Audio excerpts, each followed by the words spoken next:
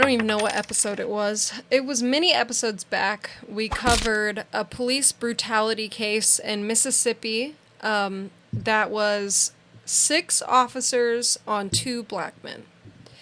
And it was one of the most brutal, horrific things I have ever read. It just was disgusting.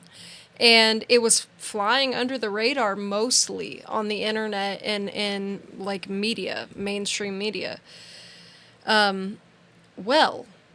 This all took place, the assault on these men took place January 24th, I think it was.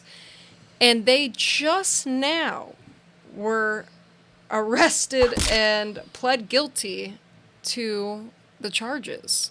They weren't arrested at the time when we were talking about that a few months ago. It was months. Nothing had happened to them. Nothing. Yeah. And, you know, the families of these men were fighting hard to try to get something done about it. Because one of the victims was shot in the mouth and lost his tongue. Yeah. Miraculously survived. And that is not even the worst. I mean, it is pretty bad, but they endured torture. Yeah. They were tortured. And now that we have this, guilty plea, we come to find out there was more we didn't know. So remember I told you it was suspected to be a hate crime? Yeah. Okay, so the 2 men that were there in the home, they were renting from a white woman. Their landlady was white. Their neighbors were white. And the neighbors apparently called into the police and reported suspicious activity in the 2 black guys' home. Well, the officers decide, we're going to go over there and kick in the door without a warrant. They tased them and demanded they tell them where the drugs were, told them they were taking advantage of a poor old white lady. They kept saying, we don't have any drugs. We don't have any drugs. Yeah. And they just kept demanding, and they went on, after tasing them, to waterboard them, beat them, essay them, make them shower. Like, some of the things they waterboarded them with was chocolate syrup, milk, and alcohol. Yeah, alcohol. That is crazy. Oh my gosh. Made them shower Imagine that together. going in your lungs. Like alcohol sounds bad already, probably because you guys thought of the same thing I did, like going in your nose and mouth. Imagine alcohol going in your lungs, dude. That burns so bad. That burns horribly bad. It's absolutely horrendous. And the whole time they're shouting racial slurs at them. They put an adult toy in a mouth. Yeah. Like, they did all kinds of things. The end of a BB gun into one of the men's mouth.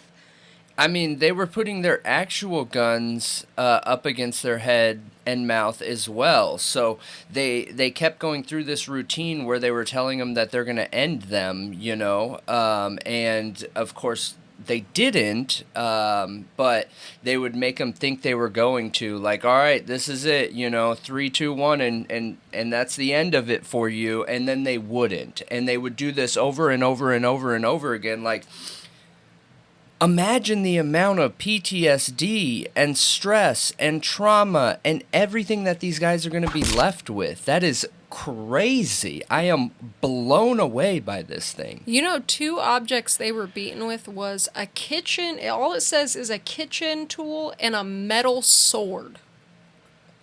I mean, a kitchen tool could be anything. I know. What is it? Like a meat hammer? The meat tenderizer things? Or, I'm honestly not sure, but a metal sword?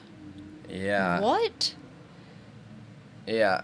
One of the guys is damaged forever. They're both damaged forever, Well, mentally, I just but meant physically. yeah, So he's he disfigured. got shot in the mouth, had his tongue removed. When he talks now, you see him grab his throat. So I'm assuming that he's having to use one of those vocal cord things that help you talk when you don't have a tongue, or you've had to have like throat surgery that you see people who smoke their whole life have. Well, that's what it looks like he has. He has a whole bunch of bandages on and stuff like that. So, like, his physical life will never be the same again. But yes, both of their mental status and life will never be the same again. Like, this was crazy, dude. And I am so glad to see that these guys are going to jail and they pled guilty. However, that doesn't change the fact that the laws need to change, where these guys should have been taken off the street immediately, okay? And one important thing to note here, at least I think it's important, is the taxpayers' money pays for police officers. That's where it goes when we're paying like property taxes, house taxes, things like that. Well, I don't know about you guys, but I would I would gladly put my taxes towards that cop's income when they're being investigated, for them to be off the street. What I feel like should happen, especially in that situation, all 6 of those cops should have been put on leave. Give them pay. I don't care. Just get them off the street. Get them out of a position of power. And the investigation could have gone on while they were getting pay at home, away from harming people with a gun, with a badge, with a certain level of power, and then conclude it. Like, I'm blown away that they were still out on the street for another 6 months. Well, they took steps to cover it up. They submitted fraudulent evidence, drug evidence. They destroyed surveillance videos. They planted a gun on Jenkins, which is the one they shot in the mouth, to make it look like he shot at them first. Even spent bullets and taser cartridges, apparently. Like, they went... After they did all this, they all went outside and talked about, okay, how can we cover this up? A few of them considered themselves part of, like, a gang called the Goons. Okay. And, they were on the streets from January 24th until, like, a month ago, when they were basically either fired or forced to resign. And then now we have actually justice. Yeah, that's wild. I'm glad to see them being put behind bars, though. I'm glad to see them getting federal charges. I'm glad to see that they will never be police officers again, because those are some scary people that are acting just like the criminals. Their position...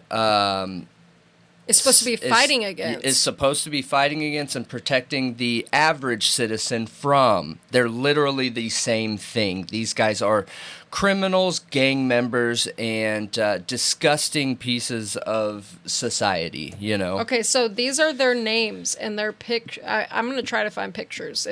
Hopefully there's pictures up on the screen, because there's not right here.